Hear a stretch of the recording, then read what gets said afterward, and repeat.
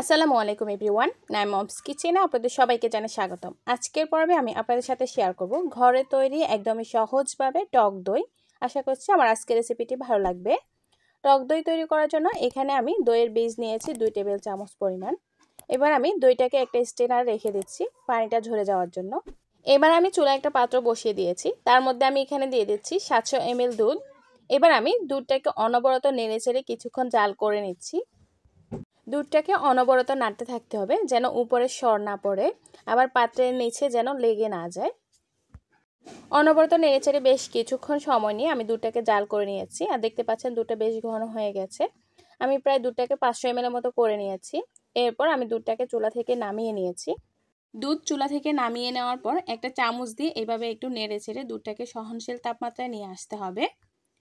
একটা বিষয় খেয়াল রাখতে হবে, কোনোভাবে যেন দুধের উপরে সর না পড়ে। আমি যে টক দইটা এক্সট্রা রেখে দিয়েছিলাম, দেখতে পাচ্ছেন টক দই থেকে এক্সট্রা পানিটা ঝরে গেছে। এবার আমি টক দইটাকে ফেটে নিচ্ছি। আমি একটা হ্যান্ড উইক্স দিয়ে টক দইটাকে খুব ভালো মতো ফেটে নিচ্ছি। তবে আপনারা চাইলে কাঁটা চামচ দিয়ে টক দইটাকে ফেটে নিতে পারেন। টক দইটাকে ভালো মতো ফেটে নিতে হবে যেন দইয়ের ভিতরে কোনো লাম্পস না থাকে। প্রায় 6 থেকে 7 মিনিটের মতো সময় নিয়ে আমি দুধটাকে নেড়ে নিয়েছি। এরপর দুধটা সহনশীল তাপমাত্রায় এসেছে কিনা সেটা চেক করে নিচ্ছি।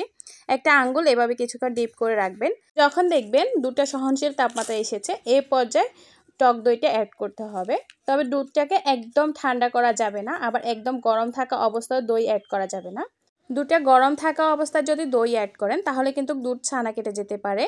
আমি ফেটে নেওয়া টক দইয়ের মধ্যে 2 চামচ দুধ দিয়ে এটাকে প্রথমে ভালো মতো মিশিয়ে নিচ্ছি। এরপর দুধ আর টক দইয়ের মিশ্রণটি আমি দুধের মধ্যে দিয়ে দিচ্ছি। এবার আমি একটা হ্যান্ড উইক্স দিয়ে খুব ভালো মতো দুধ আর টক দইটাকে মিশিয়ে নিয়েছি। আজকে টক দইটা আমি মাটির পাত্রে সেট করব, তার জন্য আমি মাটির পাত্রের মধ্যে কিছুটা টক দই লাগিয়ে নিচ্ছি। এরপর দুধের মিশ্রণটা আমি হাঁড়িতে ঢেলে নিচ্ছি। সম্পূর্ণ দুধটা ঢেলে নেওয়ার পর এখন আমি হাঁড়ির মুখটা একটা ফয়েল পেপার দিয়ে খুব ভালো মতো মুড়িয়ে নিচ্ছি। চুলা আমি একটা ফ্যান বসিয়ে দিয়েছি। এরপর ঢাকনাটা দিয়ে আমি হাই হিটে ফ্যানটাকে গরম করে নিচ্ছি প্রায় 5 মিনিটের মতো। এরপর আমি ফ্যানটা চুলা থেকে নামিয়ে নিয়েছি। এবার আমি এখানে একটা টাওয়াল বিছিয়ে দিচ্ছি। এর উপর আমি আরও একটা টাওয়াল দিয়ে দিচ্ছি। টাওয়ালটাকে খুব সুন্দরভাবে বিছিয়ে নেওয়ার পর এখানে আমি দিয়ে দিচ্ছি টক দইয়ের হাঁড়িটা দিয়ে আমি টাওয়াল দিয়ে এটাকে খুব ভালো মতো মুড়িয়ে নিচ্ছি।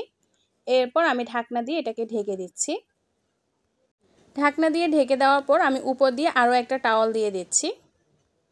তার উপরে আমি আরও একটা মোটা টাওয়াল দিয়ে দিচ্ছি।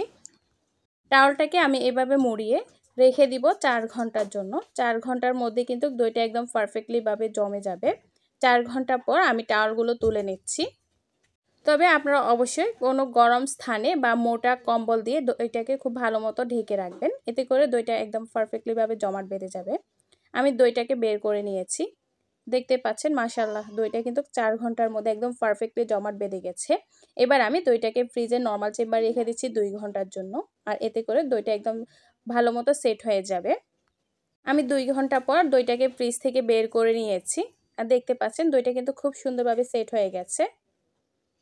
এবার আমি দইটা আপনাদের সাথে কেটে শেয়ার করছি। আমি একটা চামচ দিয়ে দইটাকে উঠিয়ে নিচ্ছি। মাশাআল্লাহ আপনারা দেখতেই পাচ্ছেন দইটা কতটা পারফেক্ট হয়েছে।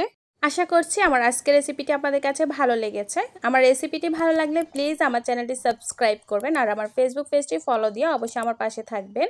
তাহলে আর কথা না বাড়িয়ে বিদায় নিচ্ছি আজকের মতো। ভালো থাকবেন সবাই। আসসালামু আলাইকুম।